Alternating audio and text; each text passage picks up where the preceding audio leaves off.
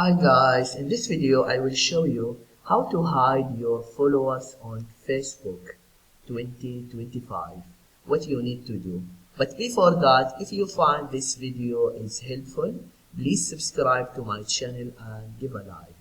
Okay, how to hide your followers on Facebook.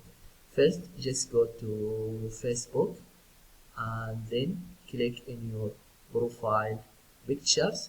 After that, click setting and privacy and then click settings,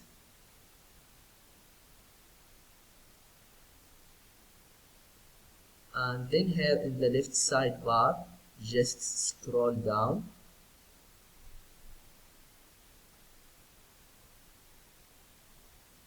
and then click followers and public content. And after that, here second question, who can see your followers on your timeline?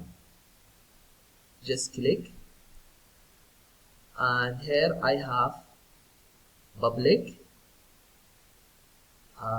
You can choose friends, it means your friends can see it, but if you want to hide it from all the people, just click only me and then click save.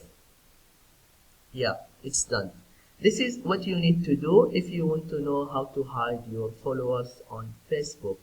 I hope this video is helpful. Thank you for watching and see you in the next video.